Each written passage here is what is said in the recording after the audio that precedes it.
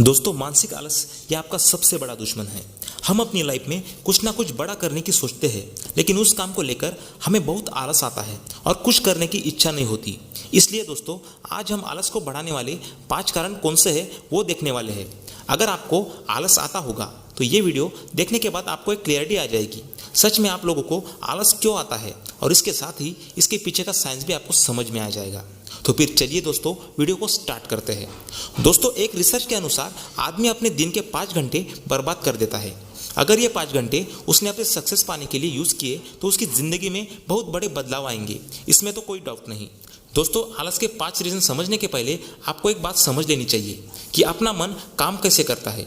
दोस्तों, हमारा दिमाग अक्सर आराम से रहने के लिए कोशिश करता है और तकलीफ़ों को इग्नोर करते रहता है। यानी हमें वो काम अच्छे लगते हैं जहाँ आराम हो, यानी कोई झंझट ना हो, दगदग ना हो, और हमारा मन उन कामों को हमेशा टालते रहता है जहाँ हमें तकलीफ़ें होती है। दोस्तों, एक बात याद रखना कि आलस कोई बीमारी नहीं है, बल्कि ये एक लक्षण है। मैं आपको कह सकता हूँ कि आलस कुछ भी नहीं है, बस आपका एक माइंडसेट है। तो फिर चलिए इसे ठीक करते हैं। दोस्तों, आलस आने का सबसे पहला कारण यह है कि अपनी ज़िंदगी में कोई लक्ष्य ना होना।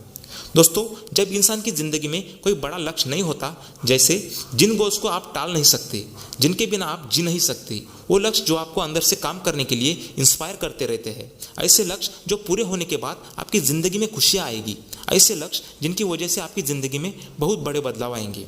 दोस्तों, मैं आपको बता दूं कि जब ऐसे गोल आपकी ज़िंदगी में नहीं रहते तब आपको 100% आलस आता है।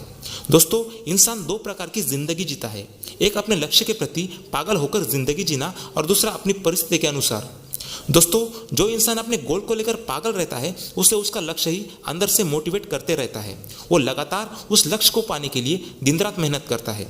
आपको बता दूं, आज धरती पर 3% लोग अपने गोल को लेकर जीते हैं और इसलिए सभी फील्ड में सक्सेसफुल होते हैं, और बाकी 97% लोग बिल्कुल सिंपल जिंदगी जीते हैं। दोस्तों, स्वामी विवेकानंद जी ने कहा है, बिना लक्ष्य के इंसान उस जानवर की तरह होता है जो सिर्फ अपनी जिंदगी को बर्बाद कर रहा है। दूसरा कारण है डेडलाइन का ना होना, यानी टाइम का लिमिट ना होना। दोस्तों, इसका मतलब यह है कि आपकी ज़िंदगी में आपको कोई भी लक्ष्य पाना है तो उसका एक टाइम लिमिट होना चाहिए। आप अपनी ज़िंदगी में लक्ष्य रखते हैं, लेकिन उसे पाने के लिए कोई टाइम लिमिट नहीं रखते।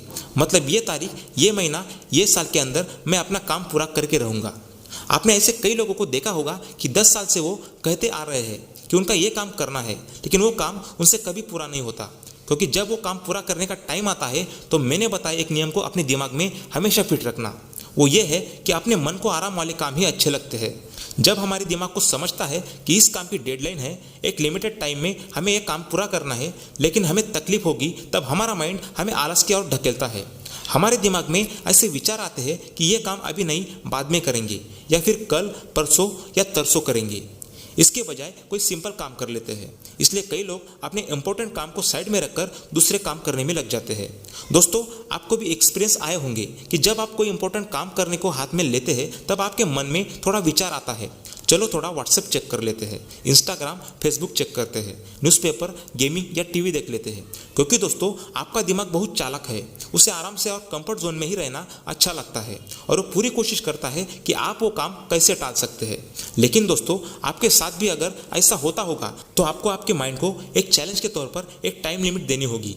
इस काम को किसी भी हालत में इस वक्त पर पूरा कर देना है, तब कहीं जाकर आपका माइंड वो काम करने के लिए तैयार होगा। दोस्तों, ज़रा सोचो, एक इंसान रोड से अपनी कार से कहीं जा रहा है, वो फुल स्पीड में जा सकता है। अगर उसे वहाँ जाने का इंटरेस्ट ही ना हो तो क्या वो वहाँ फुल स्पीड से जाएगा जहाँ उसे जाना है? अगर वहाँ उसे जाने की इच्छा ही नहीं है तो फिर वो लगातार पीछे मुड़ के देखेगा, गाड़ी धीरे चलाएगा और सोचेगा कि कैसे मैं इस गाड़ी को वापस पीछे मुड़ूँ और जहाँ मुझे जाना है वहाँ चला जाऊँ।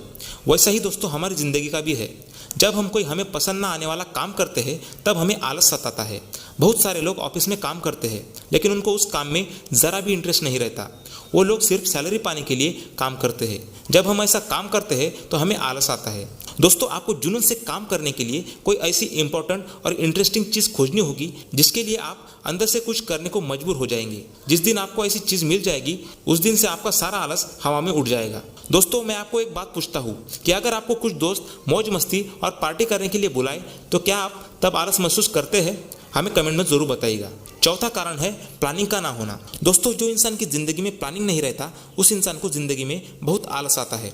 दोस्तों, आपने देखा होगा कि कई बार लोग अपने घर पे ही पड़े रहते हैं, आलसी होते हैं। अगर उनको कहा कि ये काम आपको 7 दिन के अंदर करना है या महीने में करना है, तब वो बहुत एक्टिव होकर स्पीडली काम करने में लग जाते हैं। मैं आपको मेरा सीक्रेट फॉर्मूला शेयर करता हूँ। अगर कोई काम हो और उसे करने से पहले आपके मन में आलस आता हो तो उस काम को छोटे पार्ट्स में बांटना शुरू कर दो। फॉर एग्जाम्पल, 5 घंटे का काम रोज 1 घंटा करो और रोज थोड़ा थोड़ा टाइम बढ़ाते चलो। ऐसा प्लानिंग करने से आपके अंदर उस काम को लेकर पसंद बढ़ जाएगी और आपका प्लान सक्सेसफुल हो जाएगा। इसलिए हर काम का आपके पास प्लानिंग होना बहुत जरूरी है। 5वां कारण है खुद के बारे में रिस्पेक्ट ना होना। दोस्तों, बहुत सारे लोग खुद का रिस्पेक्ट नहीं करते।